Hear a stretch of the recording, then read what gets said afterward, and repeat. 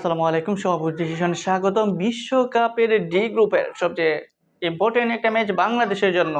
আর সেই ম্যাচে মুখোমুখি হতে যাচ্ছে আফ্রিকার সাউথ আফ্রিকা এবং এশিয়ার শ্রীলঙ্কা। শ্রীলঙ্কা এবং আফ্রিকার ম্যাচে মূল নজর থাকবে বাংলাদেশের টিম ম্যানেজমেন্ট, বাংলাদেশের প্লেয়ার যারা আছে তাদের। কারণ শ্রীলঙ্কা এবং আফ্রিকা বাংলাদেশের ডি গ্রুপে পড়েছে এবং বাংলাদেশ খেলবে এই শ্রীলঙ্কা আফ্রিকার সাথে। তবে সেই খেলাটা খেলতে হবে অত্যন্ত হাই লেভেলে। আর সেই হাই লেভেলের খেলা খেলতে গিয়ে উভয় টিমের খুঁটিনাটি অনেক দুর্বলতা, অনেক সফলতা সবগুলো বিচার বিশ্লেষণ করেই বাংলাদেশকে আটঘাট বেঁধে মাঠে নামতে হবে 8 তারিখে শ্রীলঙ্কার বিপক্ষে। তাই বাংলাদেশের জন্য একটা প্লাস পয়েন্ট যে শ্রীলঙ্কা বাংলাদেশের আগে সাউথ আফ্রিকার সাথে এরকম একটা ইম্পর্টেন্ট ম্যাচ খেলতে যাচ্ছে।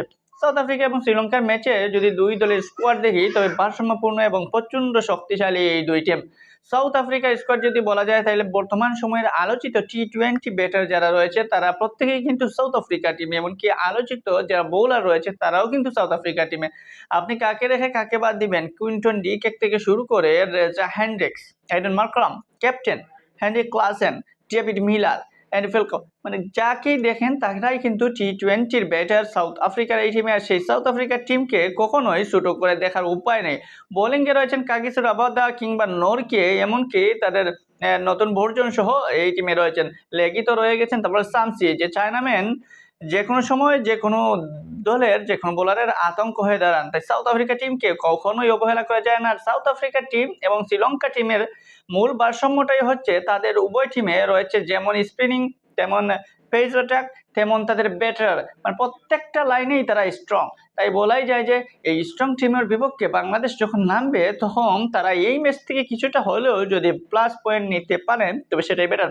শ্রীলঙ্কা টিমের দিকে তাকালে দেখবেন সেই টিমে রয়েছে কিন্তু ওয়ানিন্দু হাসারাঙ্গার নেতৃত্বাধীন এই টিমে রয়েছেন বর্তমানে পারফর্মার যারা শ্রীলঙ্কার হয়ে পারফরমেন্স করে যাচ্ছেন, বোলিং ব্যাটিং সব দিকেই। কুশল মেন্ডিস রয়েছেন, সাদরা সামারাবিক্রমা রয়েছেন, তাছাড়া সেখানে অ্যাঞ্জেলা ম্যাথিউসের মতো অলরাউন্ডার রয়েছেন ধনঞ্জয় ডি সিলভার মতো অলরাউন্ডার যিনি অফ স্পিনের সাথে ব্যাটিংকে গুরুত্বপূর্ণ ভূমিকা পালন করতে পারেন। চারিতা আসালাঙ্কা যাকে বাদ দেওয়ার কোনো উপায় নেই, এমনকি কামিন্দু মেন্ডিস রিসেন্টলি যা বাংলাদেশের সাথে সিরিজে যিনি দুর্দান্ত পারফরমেন্স করেছেন সেই কামিন্দু মেন্ডিসও কিন্তু বর্তমান শ্রীলঙ্কা টিমের অন্যতম পারফর্মার। বোলিংয়ে আপনি মহেশ পাতিরানা, তুষারা বাংলাদেশের সাথে হ্যাট্রিক করেছিলেন, এমনকি স্পিনে রয়েছেন মহেশ তিয়াকসানা।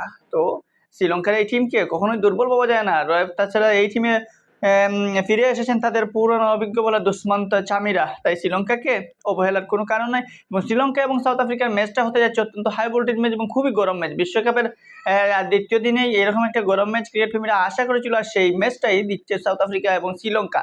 তাই শ্রীলঙ্কা এবং সাউথ আফ্রিকার ম্যাচ অত্যন্ত হাই ভোল্টেজ ম্যাচ। আর এই ম্যাচ থেকে বাংলাদেশ যে শিক্ষা নিতে পারে, বাংলাদেশ যে দিকগুলো নিতে পারে সেগুলো হচ্ছে দুই টিমের ব্যাটার বোলার, দুই টিমের পারফর্মারদের যারা এই দুই টিমে খেলবে তাদের থেকে কি নেওয়া যায় এবং তাদের দুর্বল দিকগুলো কি এবং সবল দিকগুলো কি, এগুলো যদি বাংলাদেশের অ্যানালাইসিস ঠিকঠাক বের করতে পারেন এবং বাংলাদেশের বেটার বোলাররা ঠিকঠাক কাজে লাগাতে পারেন তবে সেটাই বেটার। তাই বাংলাদেশের জন্য প্লাস পয়েন্ট, বাংলাদেশের জন্য সুখের এটাই যে সাউথ আফ্রিকা এবং শ্রীলঙ্কার মতো শক্তিশালী টিম বাংলাদেশের আগে খেলার চান্স পেয়েছে।